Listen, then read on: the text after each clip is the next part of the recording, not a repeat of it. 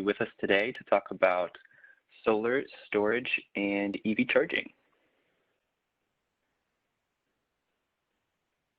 So we're going to go ahead and introduce ourselves. The first gentleman you see here is yours truly. My name is Liam Weaver, and my title at Enel X is a Solutions Engineer. So that means that I evaluate opportunities for and do some preliminary design of distributed energy resources, so solar storage EVs, for commercial and industrial customers. I've got experience in this field, both private and public sector, and a couple of relevant degrees. So I'm going to pass it over to David to introduce himself and to get us started. Thanks, Liam. So my name is David Schlossberg. I'm the VP of Energy Market Operations for Enel X e-mobility. So I spend my days thinking about electric vehicles and how electric vehicles and electric vehicle infrastructure can generate value once it's been deployed. After those expenses have been made, how do we actually start to generate some value from the operations? And my experience has been across the energy sector, from wholesale renewable energy to behind the meter distributed energy resources, with a focus now on EV charging as a distributed energy resource. So our agenda for today is pretty straightforward. We're going to talk first about why companies are going electric. Many of you on this call are involved in fleet electrification from a corporate perspective, but others of you are getting familiar with the concept for the first time or are very interested in the concept. So I want to give you some of that background of what's happening in the EV fleet space. Then Liam will take us through a detailed analysis of a fleet depot and how solar plus storage can be used to maximize the benefits from going electric. And then finally, where do you go from here? How can Enel X help? And we'll take Q&A at the end. We'll have a good amount of time for Q&A. So those of you out there may or may not be familiar with Enel X. Hopefully you're familiar with Enel. Enel is a global energy company. We have over $75 billion in revenue, and the company was established as the local domestic utility provider in Italy and moving into Spain and South America. So is very knowledgeable in the utility space, grew into one of the largest renewable energy generator, in fact, the largest private owner of renewable energy generation in the world. Several years ago, Enel created Enel X, which is the digitalization, decarbonization, decentralization arm of Enel, and where Enel is seeking to assist, enable customers in the energy value chain. So Enel X specializes in distributed energy resources, demand response, energy advisory, including EV charging and solar plus storage. So Enel X e-mobility has deployed over 80,000 charging stations globally, with a large share of those being in North America as well as in Southern Europe. And collectively, the company has over 20 years of experience in distributed energy resources and demand response. Those of you may be familiar with Enel X, which is was the largest provider of demand response globally, and Enel X is the sort of the flagship business unit within Enel X, now called E-Industries. So Enel, when we talk about fleets, we're trying to practice what we preach. So Enel has a goal of reaching 100% electrification of its own fleet by 2030. You could skip forward one slide, Liam.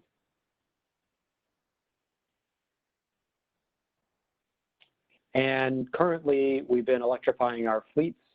We have over 1,500 fleet vehicles that have been electrified, a mix between service and maintenance fleets. So big power, renewable power plants, wind farms that need to be serviced. We have electric vehicles going out and making those service trips, as well as employee vehicles that are assigned or used for car sharing at corporate offices.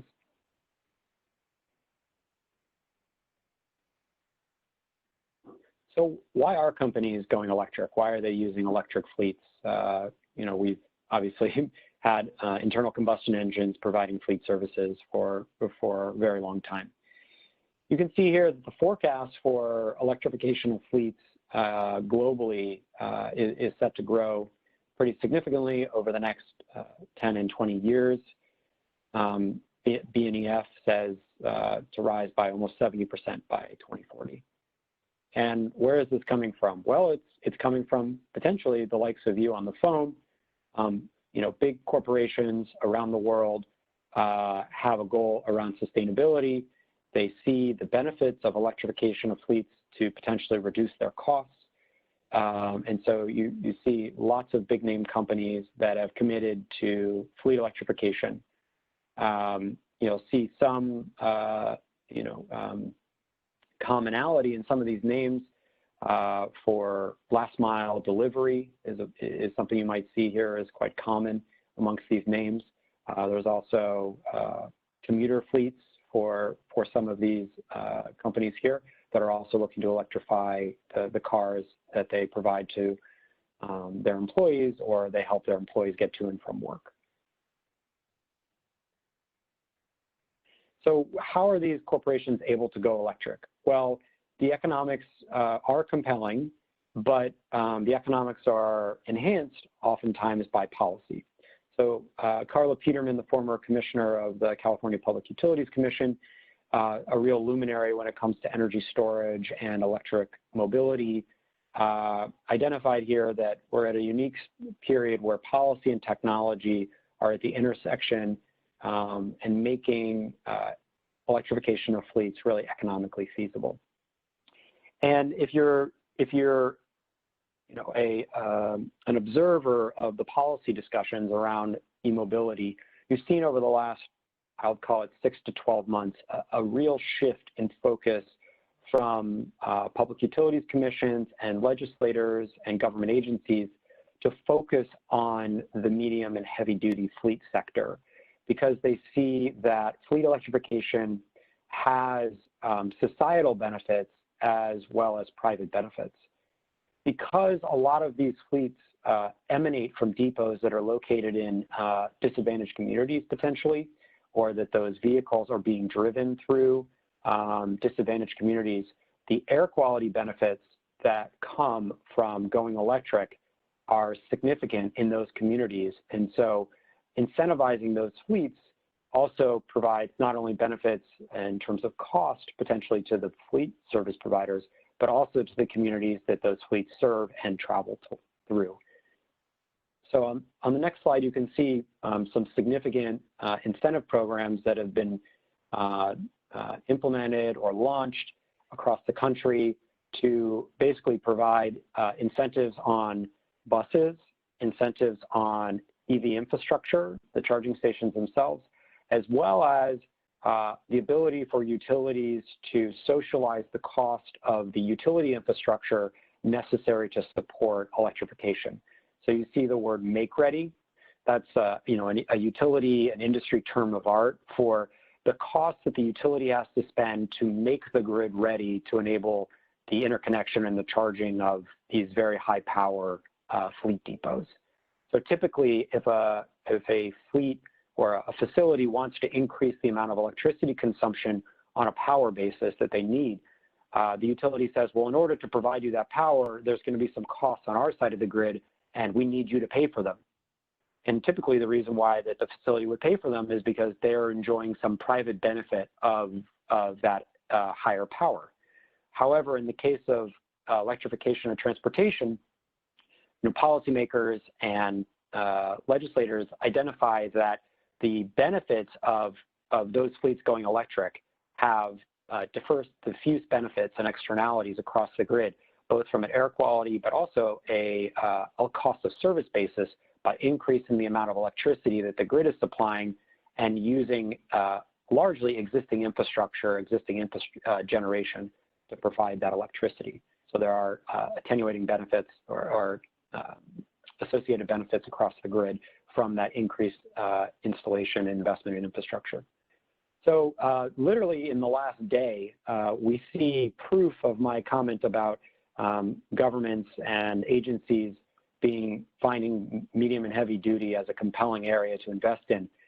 We saw that on the heels of California's clean truck mandate, we now have 15 governors and the mayor of Washington, D.C. signed a memorandum of understanding to work jointly to increase the number of clean pickup trucks, vans, delivery trucks, transit buses, and big rigs, with a goal of 30% zero-emission vehicle sales by 2030 and 100% by 2050. So together, these 15 states account for 35% of the medium and heavy-duty truck market. And so this could be quite influential to the pickup, no pun intended, of fleet electrification in these states, and then hopefully we'll have knock-on effects around the country. So now let's get into the heart of the purpose of our presentation and webinar today and talk about how fleets could use solar and storage to really enhance the overall economics of that decision to go electric. Over to you, Liam.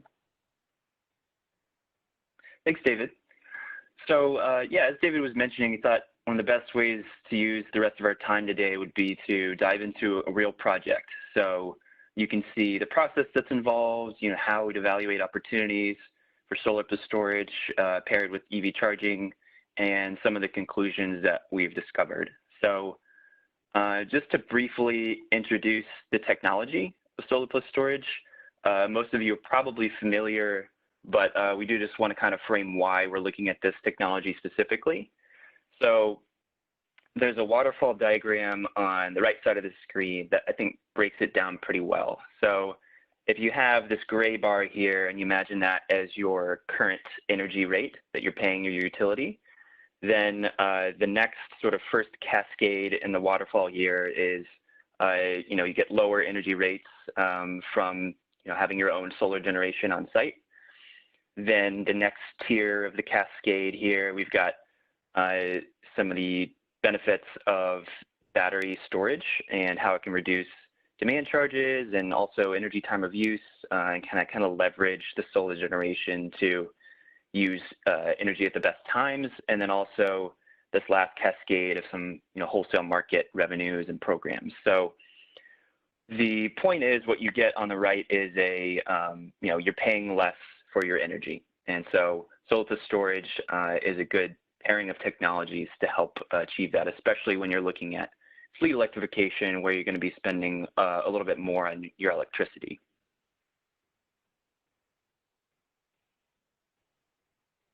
So just to introduce the problem statement here, we have a company, and again, this has all been anonymized, so we're protecting customer information, but say company X, for example, is wanting to electrify a portion of their vehicle fleet, but they want to understand how that's going to impact their energy cost.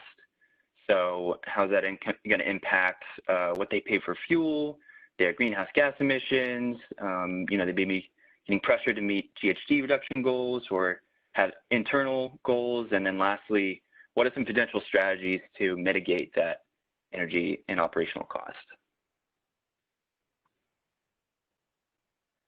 So if we were to translate those and sort of map out what our specific objectives would be, we would say, just generally speaking, how is that going to impact energy costs, as we've said, and what value does solar plus storage provide when it's paired with EV charging? And to get a little more specific, we want to know what system size is optimal, what utility tariff provides the lowest cost of energy, and even more specific, how should we meter the system? Should it be on its own meter? Should it be connected to the existing building?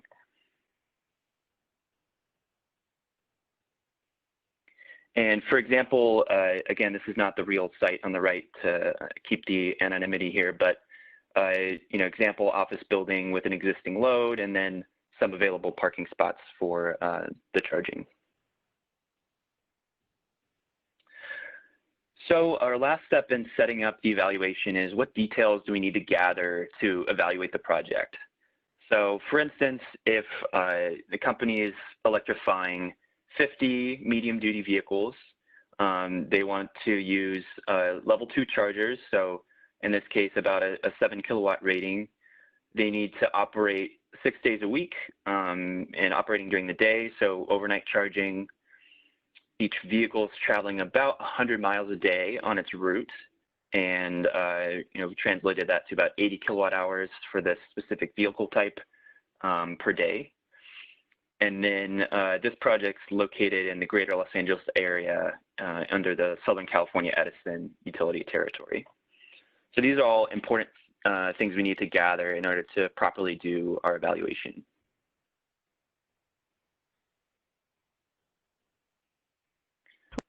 So I'm going to kick it back to David to talk a little bit before we get into solar plus storage. What are some of the strategies that can be done with EV charging management alone? Thanks, Liam. Yeah, the focus of today's conversation is obviously solar plus storage, but when you're looking to make an investment in EV infrastructure and electrify your fleet, there are strategies that need to be evaluated to help minimize cost from the installation and as well as the operations.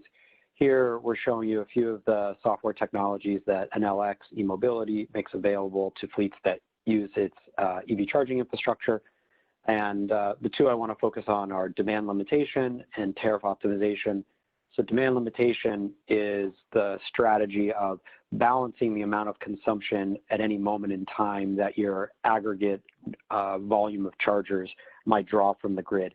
This is important because if you are, historically, if you wanted to add a new source of load to your building and it exceeded the amount of service capacity that your building was receiving from the grid, you would have to get an increase in your service capacity, and the grid would have to be able to maintain and provide reliable service for the gross amount of nameplate capacity that your new infrastructure was going to add.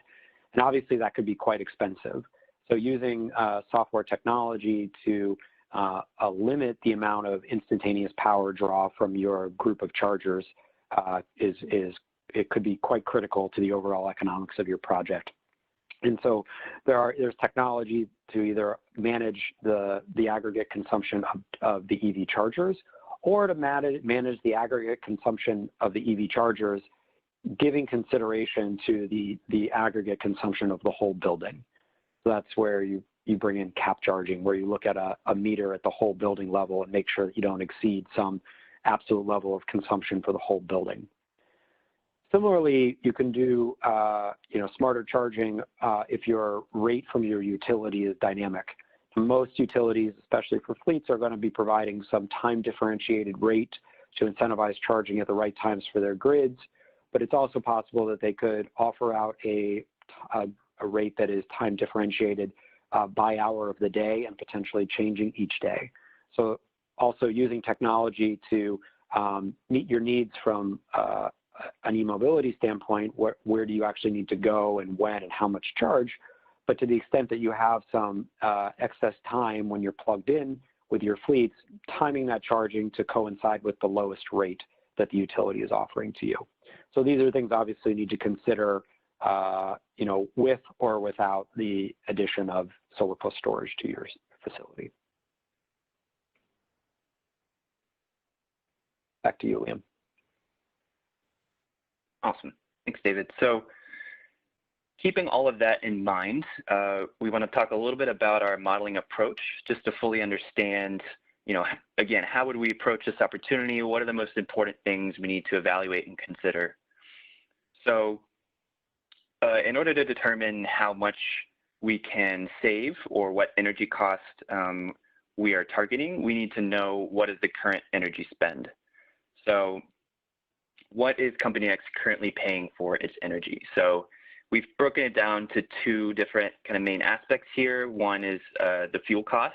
So in this case, petroleum expense at about $550,000 a year to operate these vehicles. And then also, what is their current electricity bill for their large commercial office facilities? And so that is about $570,000 a year. So we want to determine, again, what's going to be the change in our fuel costs, both in terms of the energy expense from the vehicles and then also the energy expense from operating the building. So since the electric vehicles don't exist yet, we need to predict and simulate what the charging of these vehicles is going to look like. So based on the energy capacity needed in the vehicles, the rating of the chargers, overnight time, all of these factors, we created 3 sample EV charging profiles to represent the energy use of the vehicles. So we want to be able to analyze the sensitivity of the ability to control the charging. For example, we have low, medium, and high cases here, and you can kind of see in the low case, it's a pretty smooth standard profile where we're kind of in full control of the charging. We know what's happening. There's not much variability. And then increasingly towards the high case, we have a much more variable, less predictable, less controllable charging profile. So we want to compare our results between these different scenarios.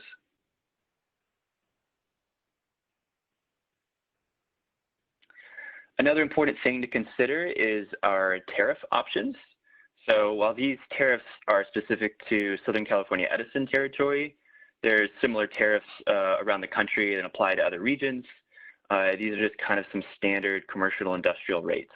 So on the left, we have the kind of status quo current tariff that this customer is on. So TOU8D, it's got relatively high demand charges, $20 to $45 a kilowatt.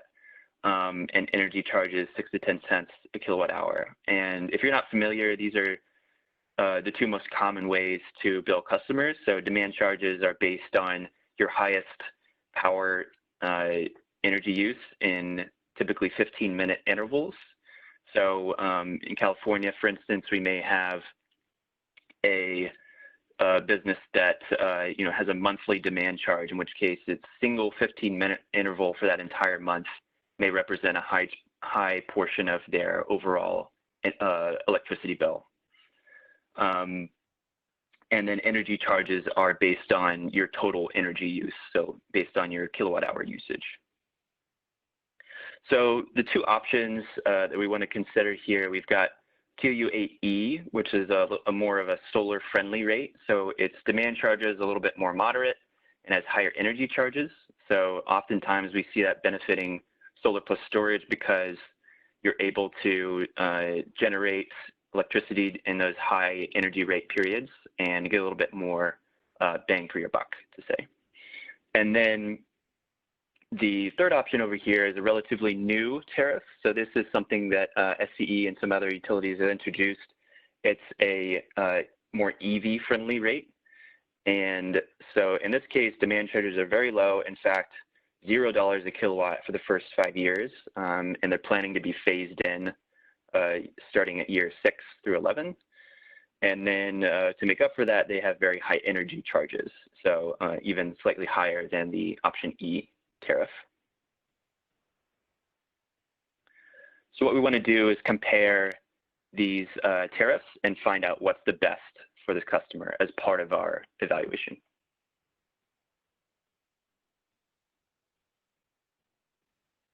So there's a lot that goes on between that last slide and the next slide I want to show you, but since we have limited time today and probably only interesting to a small group of you, we're going to dive pretty quickly into the results. But to briefly describe the process, essentially what we would do is take all of those inputs that we've introduced so far, overlay that with a solar system design, the building energy use, the electric vehicle profiles, and then our battery software, and simulate how would that system perform if it were to be operating. And so when we do that, we evaluate a whole lot of system size combinations and various different building blocks, depending on what's available in terms of hardware. So the table on the right shows a sample of all the various sizes that we evaluated for this opportunity. So you can see starting at around 500 kilowatt DC solar system, all the way up to 2 megawatts. And then in each of those tiers, various different storage sizes. And so we have a mix here of what we call 2-hour duration and 4-hour duration lithium-ion batteries. And essentially what that means is, say you have a 1 megawatt, 2 megawatt hour storage system, which is what turned out to be optimal in this scenario. So that's a 2-hour storage system, which means that at its full 1 megawatt power rating, it's able to discharge for 2 hours. Now, that's not to say that it's always going to be operating at that 1 megawatt. In fact, it's more likely operating at much less, a much lower rate. So say if it was charging or discharging at 500 kilowatts, you would have 4 hours, 250 kilowatts, you'd have 8 hours, and so on. So typically what we see is 2 and 4 hour duration batteries. So you can see a little bit of some of the metrics that we use to evaluate what's the optimal system size.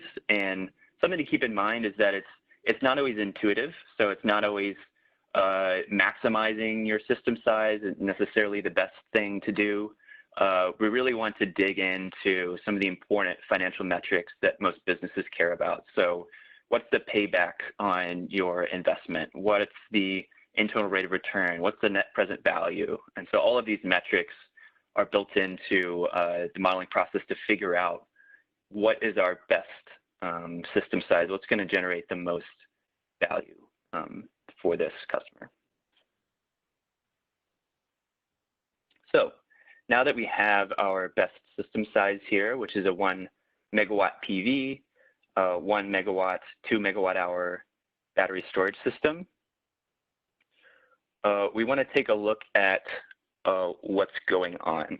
And so some people love these graphs, some people hate them. I'll do my best to explain as clearly as I can what this means. So what you'll see on this graph here is an operational profile of the site and the systems that we've overlaid here. So there's 3 lines. The purple is the existing facility. And so you're seeing on the left the kilowatt usage. On the base of the graph, you can see the time on the x-axis. And the purple line is showing you, okay, what is happening today? What's the facility's energy use look like? The pink line is to say, okay, so now we've overlaid our solar design that we decided in the last slide. How is that going to impact our operational profile and energy use? And then lastly, this orange line is, okay, now we've also interconnected our storage system. How does everything play in together? So taking these boxes here one at a time, if we look at the bottom left of the screen, you can see the orange and pink lines dipping below the purple line. And so that's the solar system kicking on, early morning, starting to generate and offset your energy use. So pretty big impact here. It's reducing energy use throughout the day. And then if you move on to the second box here, where the batteries are charging from solar, you can see how the orange line jumps way up above the pink line. And that's the battery storage system charging from solar. And one thing to notice too here, a little bit nuance, is that notice how it's still not jumping up to the purple line before. So it's still, even while it's charging here, it's still limiting your peak in the middle of the day from before the system's connected. So the third box here, we have a peak period of the day. So in Southern California Edison territory, the late afternoon around 4 to 9 p.m. is when we have the highest energy rates, highest demand charge rates. And so the battery system's going to discharge during that period. As you see, the orange line jumps below the pink line, and that's signifying that we are really saving a lot of energy during this short period of time, a lot of money on our bill.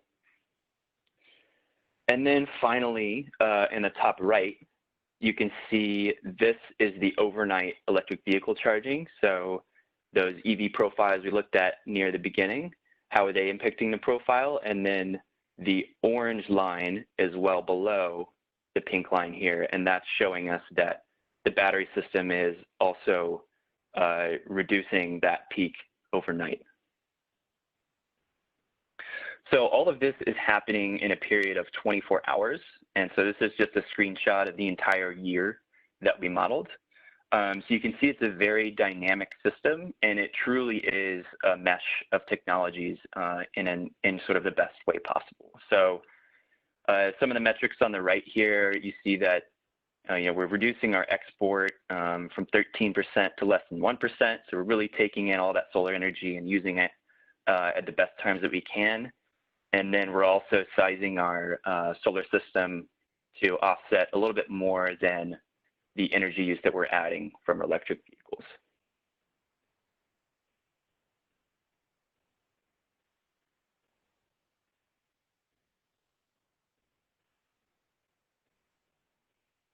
So some of the things that we really want to take away from this are, what are we saving, both in terms of emissions and in terms of dollars.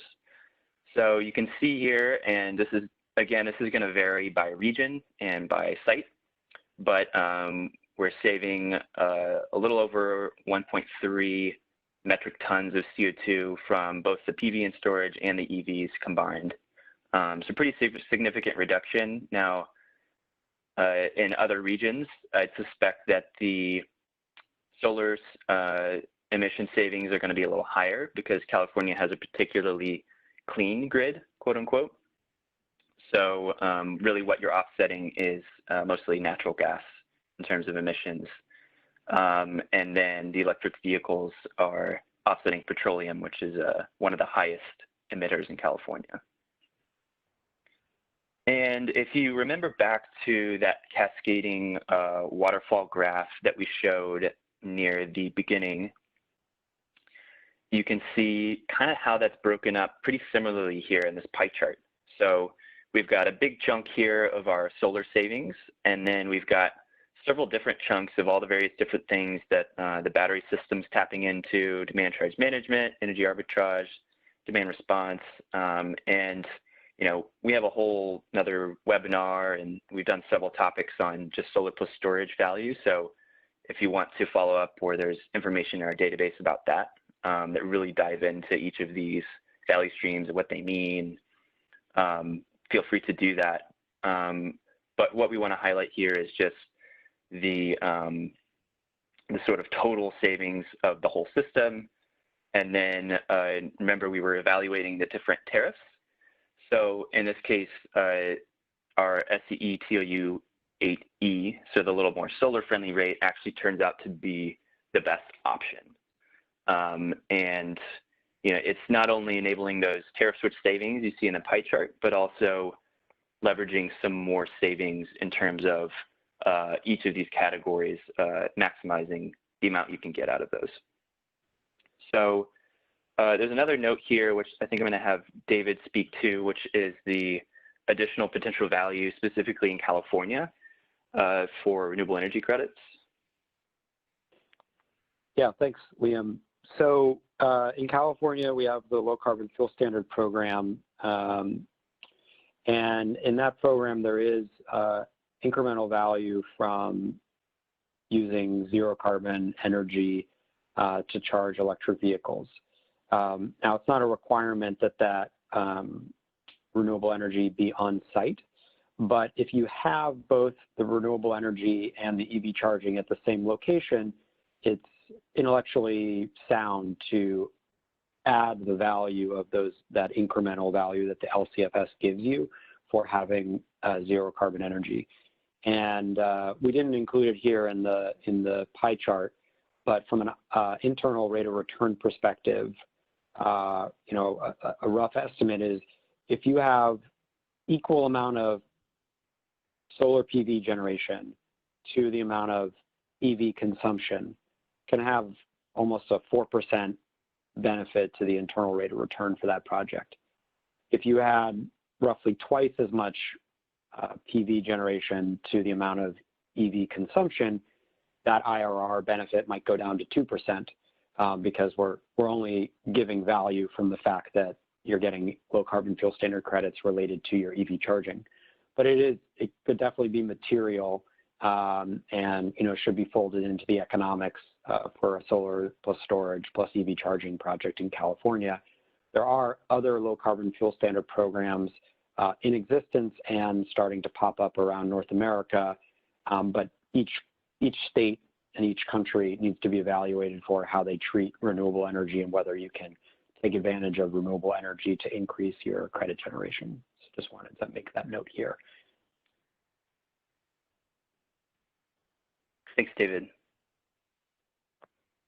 And one more thing before we move away from this slide, we're doing questions at the end. I think I saw something asked about the energy arbitrage and how particularly high it looks. And that is inherent to this e-tariff here. So remember, we've got these very high energy rates. And so essentially why we have a bigger chunk than maybe we would normally be energy arbitrage is because we are taking advantage of these high peak period rates and discharging during those periods. So we're able to generate a lot more value because the energy rate is high and the demand charge is a little lower.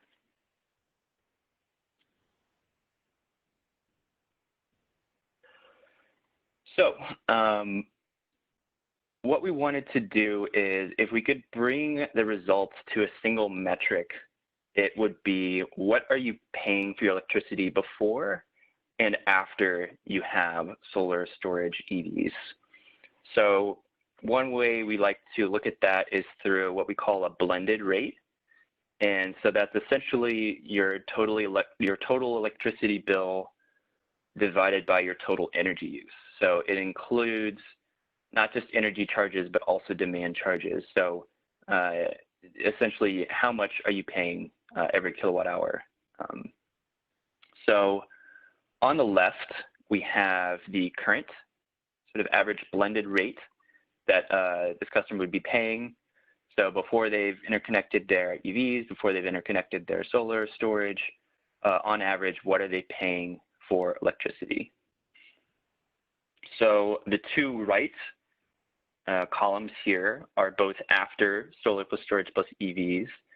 And remember, we're looking at these couple of different cases here. So the blue column in the middle represents the scenario where everything is connected on the same meter and we're going for this energy heavy rate. So we're dropping our blended rate down to 12.8 cents a kilowatt hour on average. And on the right side, the purple column, this is when we still have the solar plus storage system, but instead we've separately metered the electric vehicles and put them on an EV-friendly rate. You can still you're still saving significant cost on your energy, but in this case, it's a better option for this customer to have them combined. Now, I want to be clear that this is not to say this is true for everyone's situation, and also it's not to say that the EV tariff isn't good for your electric vehicles. In many applications, different load profiles, different configurations, you are going to be better off switching to that EV tariff, just not here. And that's kind of why you need to evaluate your options and put some thought and effort into figuring out what's the best option for your business. So another thing we wanted to make sure to touch on was, remember we created the 3 different electric vehicle charging profiles. We wanted to see, okay, as charging gets less and less predictable, less and less controllable, how is that going to impact your energy cost? So again, we're using the same blended cost of electricity, but we're comparing the different EV profiles. So you can see, as the EV charging becomes more and more variable, less predictable, less controllable, your energy cost starts to rise pretty significantly. So starting on the left, a low variability case, slightly lower energy cost than the medium, which was what we used as our base case, but then really starting to jump up pretty high as you get more and more variable.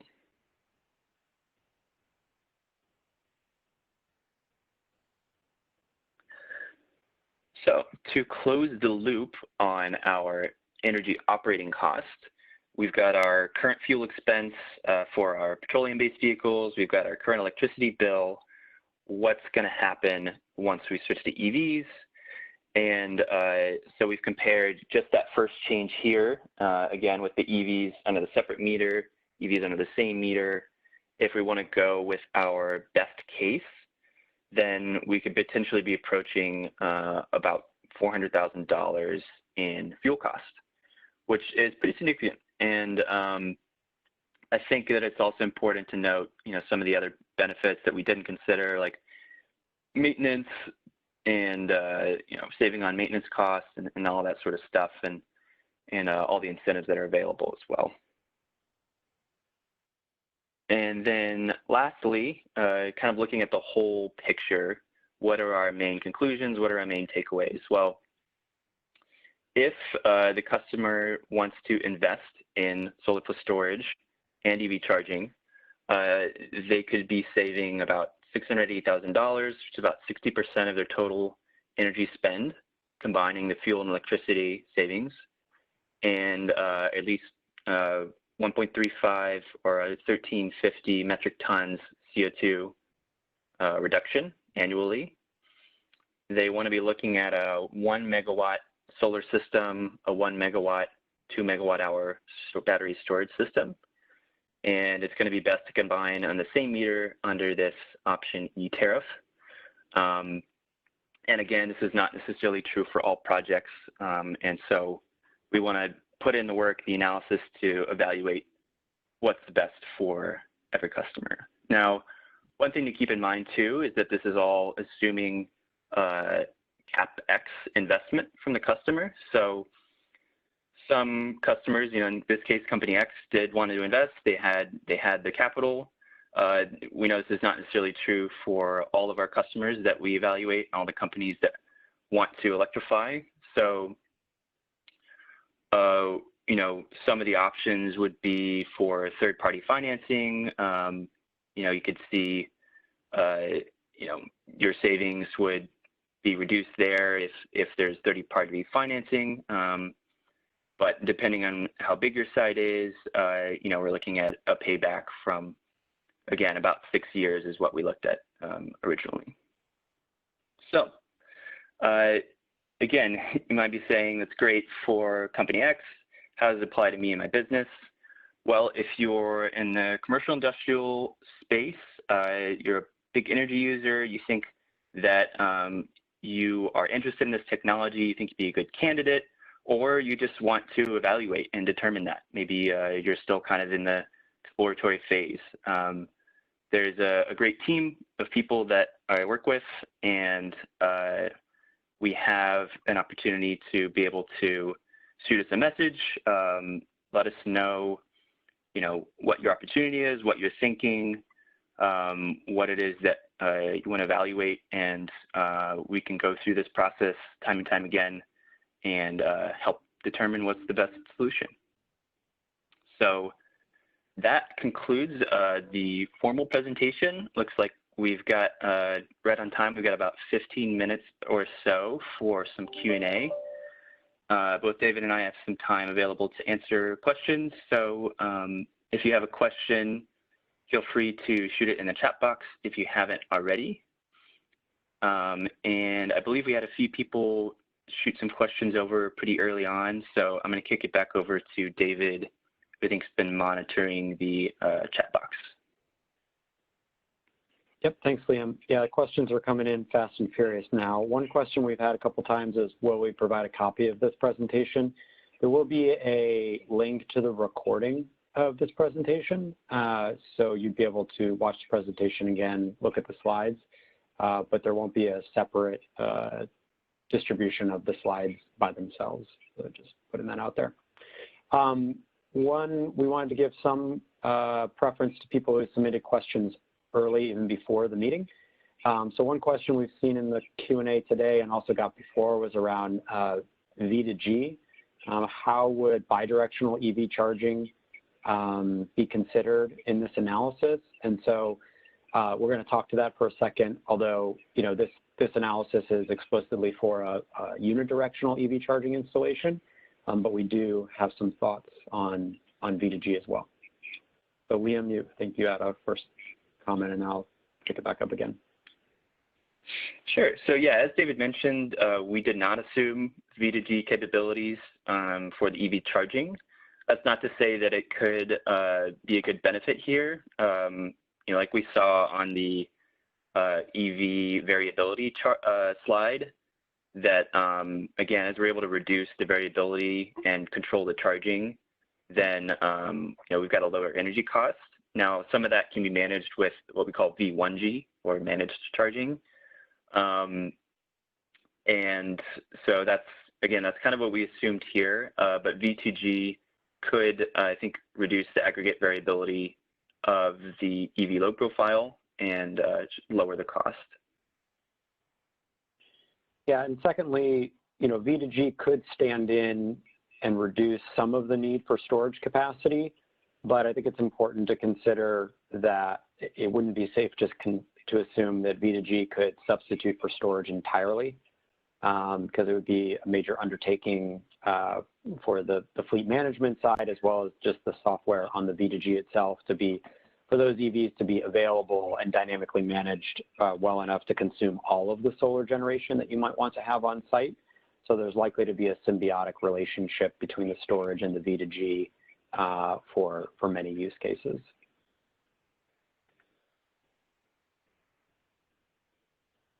So looking at you know, additional questions here, one question that we got ahead of time was, well, you know, you're making these big investments in EVs and EV infrastructure, and then also another big investment in solar plus storage.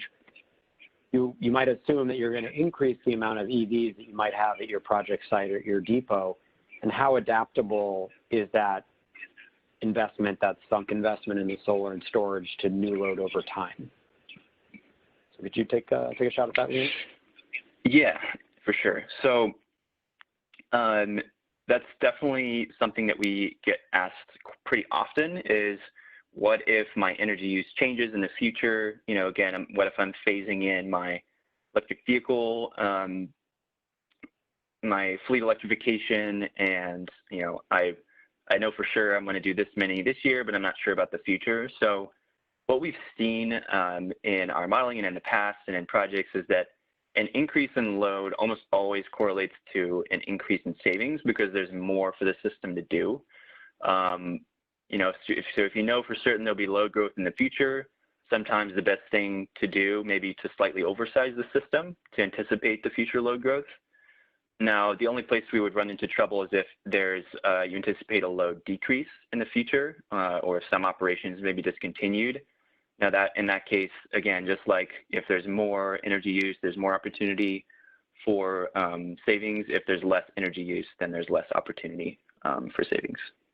And so we consider a solar plus storage system about a 20-year asset, sometimes 25 years. And it can be augmented later, but it's generally best to size for kind of your best guess at future load growth initially, so you can kind of limit all the excess construction work and get all the incentives now while they're available. Thanks, Liam. We have a question about whether this type of analysis is applicable to the school bus fleet use case.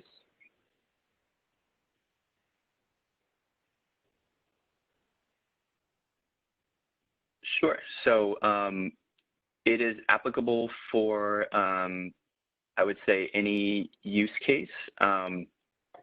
School bus, again, yeah, it would just be you know, a different analysis, different profile. We just have to evaluate some different things. But certainly, you know, any size vehicle, any application is something that we can look at, as long as there's, you know, some sort of facility or some sort of knowledge about what it is that will be online and what it's interconnected to.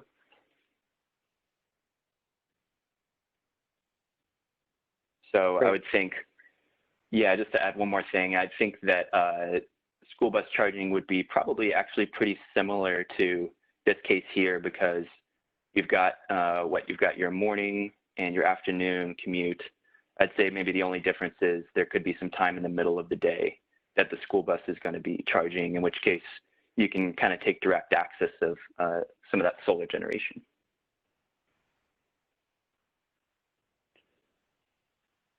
One question we received was around costs related to separate versus shared metering. How did we account for any differences in CapEx related to a separate meter for the EV charging versus a shared meter, or is that level of detail not accounted for in the model here? Yeah, that's a good question. So if the EVs are metered separately, what's the difference in infrastructure cost? That is not something we put into the model, but basically I would think that the cost would be somewhat minimally different, and it would also vary by site because, for instance, if there's a room on whatever panel you're interconnecting to on the site, then having a separate meter may not be an issue. Now, if there's not enough capacity and you need a lot of additional, like a new panel, additional infrastructure, it could impact your costs. But I think, again, that's still kind of lumped into the EV infrastructure costs that you'd probably be getting your incentives from. So to kind of summarize that, I would think that in relation to all of the other costs you have with your infrastructure, with your solar and storage, I would think that the difference between those two options would probably be pretty minimal. Yeah, and just to piggyback on that, Liam, a lot of the make-ready utility programs actually require that new infrastructure to be placed on a separate meter dedicated to the EV charging. So there are, while there are explicit costs related to adding that service, a lot of those costs are covered through those programs themselves, so they don't end up being a net cost to the entity or the facility that's installing and adapting EVs. Great point. Sorry. I did see a question in here about demand limitation. So it's a good question. There is in how utilities allow or don't allow the use of software technology to avoid increasing service capacity.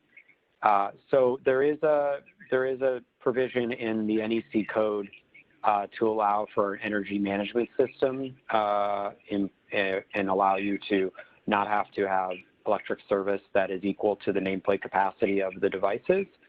I would say that the implementation of that standard is still developing, and there's actually live conversations in California about how you could have basically a tariffed approach to load management so that the utilities could actually rely upon that technology in the alternative of building the infrastructure.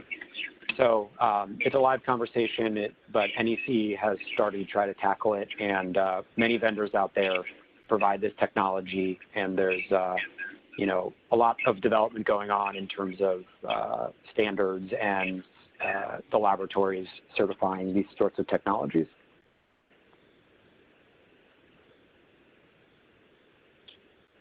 One question we received was around, if you looked at the pie chart and there's a value assumed for demand response participation.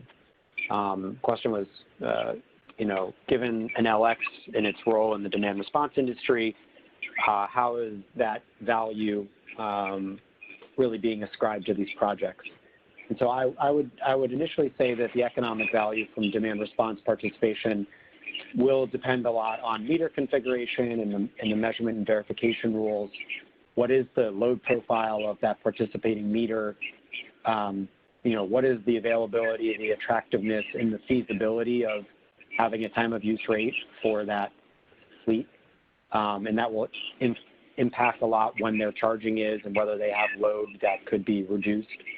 And then finally, the specific program requirements in a geography or in a market. But from a modeling perspective, Liam can speak to how Enel X models this value into a payback analysis. Yeah, so once we would, well, I guess it would depend on the market, but once we would determine the applicable DR program for a specific customer, we would simulate a series of what we call Monte Carlo simulations. And basically what that is based on the demand response program parameters, throw out a bunch of different scenarios of different times, different days, different duration events that could realistically happen in a year, and do a series of those so that we can determine what savings will be. And so how we get to that number is depending on the time and duration of the event signal. Different DR programs are going to have what we call, maybe capacity payments, maybe energy payments.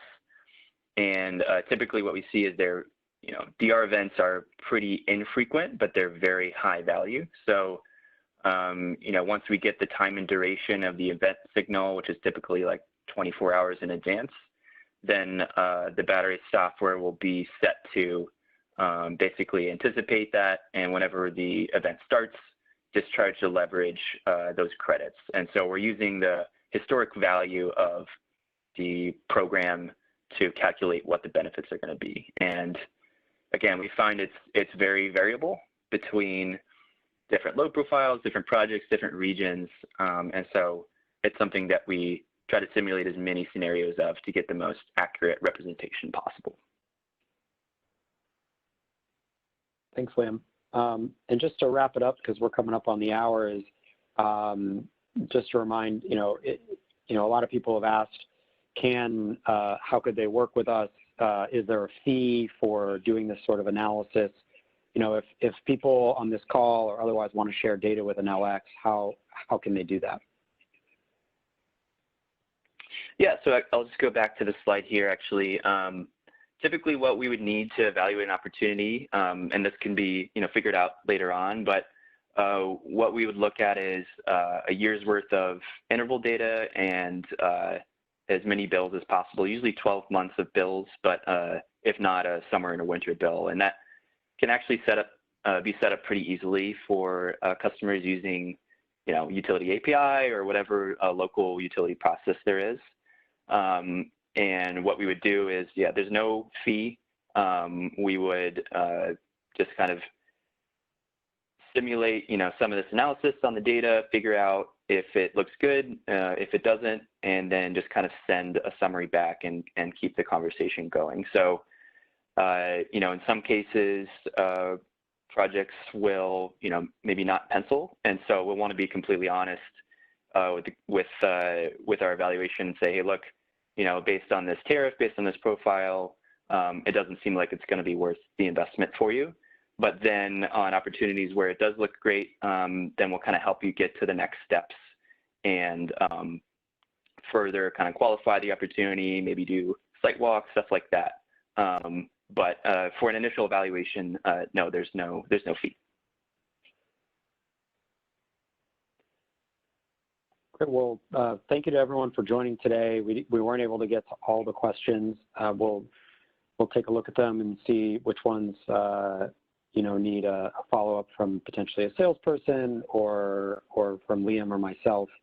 Again, this copy of this webinar will be distributed to all the attendees following the conclusion today. Yeah.